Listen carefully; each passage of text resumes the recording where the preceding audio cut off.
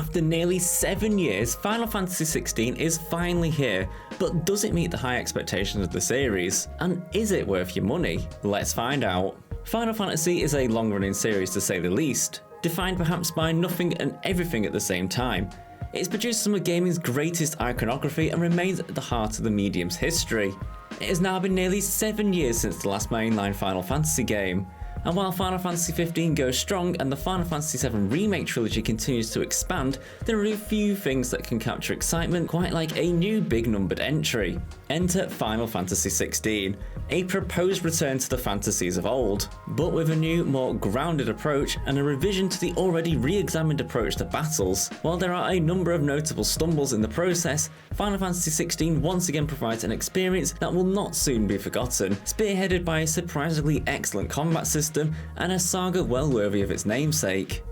Reverting away from the more modern approach of its predecessor, Final Fantasy XVI takes players back to the classical high fantasy that defined the first 5 entries within the series. We have kingdoms laden with imposing castles and grandiose cities alongside dukes, ministers and kings warring for control in an ever-decaying land. While the lives of those at the top might appear full of splendour, the world is quickly succumbing to an ever-encroaching decay that cannot be fought or stopped. Land that was previously rich with ether and magical energy supplied with the crystals is being sapped dry, leaving people and monsters alike with no home to call their own. This is key to Final Fantasy XVI's central conflict between those that employ the ether of the crystals and the people that can naturally cast magic, otherwise known as bearers and dominants. Those who are born with the flow of ether naturally within their bodies are outcast from society and branded with marks, leaving them subservient to the crystal-wielding masters. Furthermore, there exist 8 dominants who wield the power to transform into titanic godlike icons that can win wars and wipe out entire armies on their own. Many of those that wield these iconic powers find themselves in a power struggle, where they are both vital to their nation's might, but valued no more than a tool to deliver the destruction. At the heart of the political struggle lies our main character, Clive Rosfield, the son of a duke whose seeming lack of iconic powers has seen his role within the Rosarian Duchy diminished. A tragic incident near the start of the game leaves him in search for revenge, but the ever-changing world has far more in store for Clive on his travels. One of the most impressive aspects of Final Fantasy XVI that you will realise after completing the story is how much its narrative evolves over the course of the game. What once began as a drive for vindication quickly morphs into a far greater mission, one which at the heart is an aspiration for a better world where people can live within their own means and determine their own will. This spans near on 2 decades of Clive's life, as his role and desires within the kingdom expand, meeting challenging foes and a memorable cast of allies along the way. It is unsurprising considering the history of the series, but Final Fantasy XVI very much holds the same emotional weight and status as many of the other landmark titles, and it is incredibly impressive how much the game is able to make you feel, especially within its final act. Being the first game in the series to ditch the traditional party system, Final Fantasy XVI does not suffer in the slightest when it comes to the connection with the supporting cast. Even side characters become a crucial part of your network, and your understanding of the wider world is very much supported by this. Dion Lesage, for example, has functionally very little to do with the core narrative for a very large section of the game, yet you feel ever connected to him throughout the supremely engaging cutaways that keep you informed of the goings-on in the world around you. One of my biggest worries going into the game was the conception of Final Fantasy XVI as being a more grounded game than the previous entries within the series. Despite the move to its more traditional high fantasy settings, so much of what was shown prior to the game's release seemed to focus on a realistic approach to the characters and the story at large, and I was afraid that this would dampen the grand creations that the series has become so well known for. Thankfully, this could not have been further from the case, as the gameplay fully leans into the high fantasy themes, creating some really quite spectacular imagery within the latter half of the game especially. It sounds silly to think that a game so imbued with magic would not lean into this, but Clive's adventures do not shy away from the absurd despite its darker overall tone. It almost captures the best of both worlds, where we're able to explore more complex topics in greater detail without sacrificing any of the whimsy and spectacle that the more grounded narrative would otherwise shy away from. The influence of medieval adjacent media in the past decade is clear, with Game of Thrones being perhaps the easiest to point towards, much like how the influence of Star Wars is abundantly clear upon Final Fantasy XII. However, these merely serve as a framework for the game's larger high fantasy aspirations, making truly something of its own and a worthy Final Fantasy name. Linked to this also is the vast political nature of the game, which is perhaps more of what you would expect from games like Final Fantasy Tactics or Tactics Ogre. You are constantly made aware of the movements and actions of the Six Kingdoms, and while it's a little challenging to keep up with in the beginning, this makes for a far more involved and esoteric understanding of the world around you that only benefits your appreciation of the story more. It is no exaggeration to say that the cutscenes in Final Fantasy XVI are some of the greatest that I have ever seen in a game. From the more intimate character-focused scenes to the frankly mind-blowing boss fight cinematics, there is really no shortage of phenomenal imagery within the game. However, this unfortunately does not tell the whole story. Cutscenes in Final Fantasy XVI are primarily split into 3 different types: fully animated story-critical scenes, in-game standard conversations, and then everything else. What befalls everything else boils largely down to characters awkwardly transitioning between stilted animations that make them look borderline animatronic.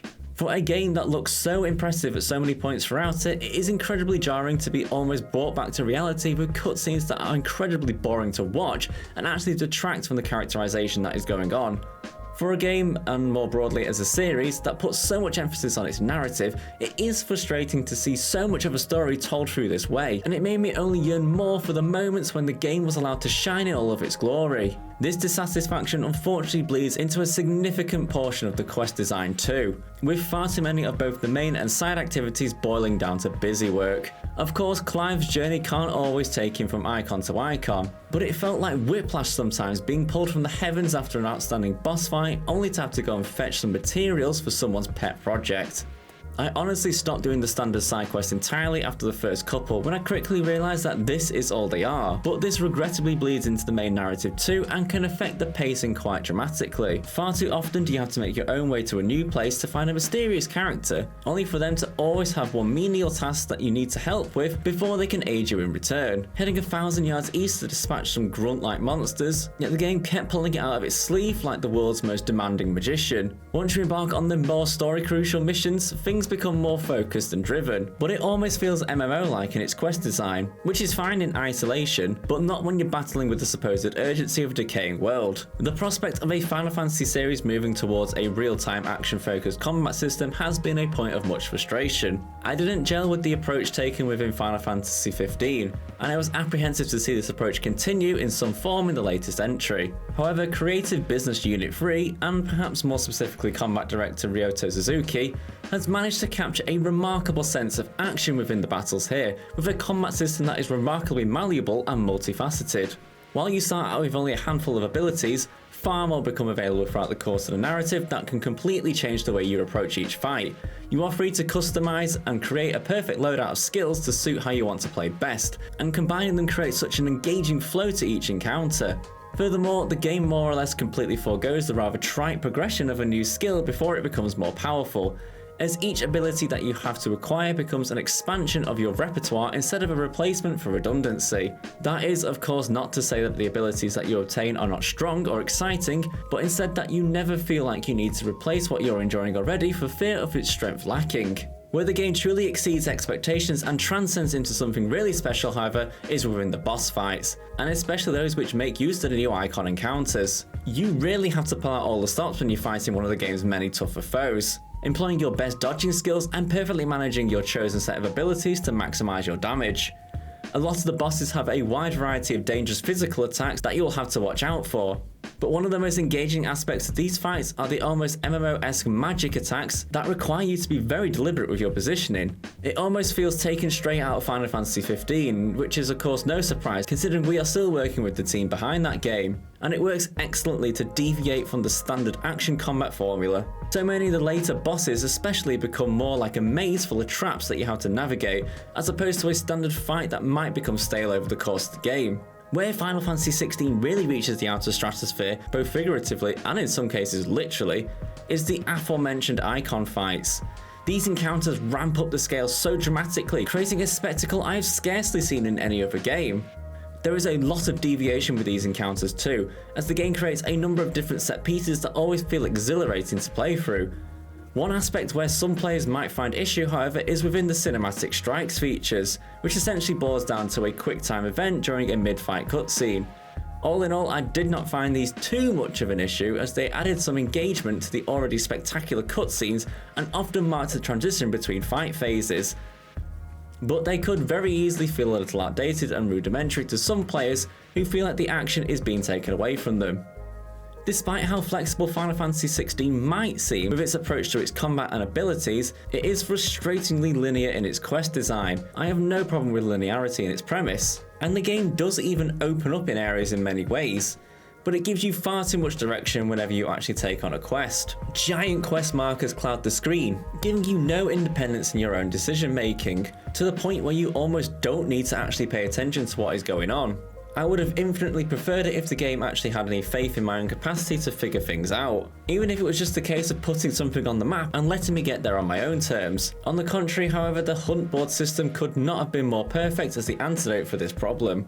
Across the course of the game, new hunts were posted on the board, challenging you to seek them out and take them down. These hunts do not operate as quests, and often only have a vague description of their location and capabilities, leaving it up to you to figure out the rest. Not only did you have the thrill of fighting a wide variety of exciting and challenging bosses, but the adventure of actually finding the monsters too. Furthermore, you can and often will stumble upon these hunts when travelling out in the wild, and there are a few things more simultaneously exciting and exhilarating than the short cutscene that pops up before the fight commences. Now let's look at the frame rates.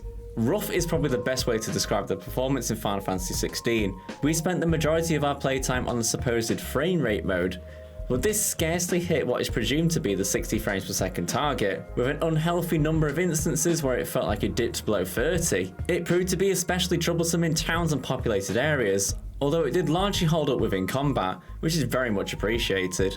Many players might also struggle with the severe amount of motion blur that has been applied, and there is no way to turn it off as well. This is very disappointing for a game that supposedly did not need a day one patch. And while that patch might fix things altogether, our own personal experience of the game was far from smooth. The game does look utterly fantastic throughout, and there are a number of instances where it stacks up among the best looking games I've ever played. But this does of course come at a cost that some players might not want to compromise on at all. On a positive note, Final Fantasy XVI features some of the most impressive loading times in recent memory, with functionally minimal load times from booting up the game to travelling between zones. There is no seamless world for you to travel across, but it near enough feels like it due to how quickly the game transitions between fast travel points. It would be remiss not to discuss the music within Final Fantasy XVI too, as it is an aspect that has almost defined the series as much as its grand narratives and innovative gameplay systems. It is nothing short of delight to say that composer Masayoshi Soken's work on the game is among the best in the entire series, featuring a vast array of orchestrations that each convey so much emotion. The character motifs are a particular highlight alongside the near cosmic boss tracks, which only further enhance the scale of the fight. Lastly, each area has its own unique theme that drastically furthers the immersion and your connection to the world, rivaling even some of Soken's best world themes from Final Fantasy XIV. Final Fantasy XVI is a truly special game that is unfortunately not without its issues. Despite my clear frustrations with certain aspects of the game, I could not help but remain in awe of its frequent moments of absolute spectacle and emotion. Its consistently engaging narrative overflowed with a deep political intrigue, and the lack of an in-game combat party system did not by any means detract from the connection that you would build with the game's wider cast of memorable characters. Despite the weight of expectations from a series full of gaming hallmarks, Final Fantasy XVI stands tall as an outstanding experience that you will not want to miss out on. We gave Final Fantasy XVI 4.5 out of 5. For more reviews, be sure to like, comment and subscribe to GG Recon Gaming, and we will catch you next time.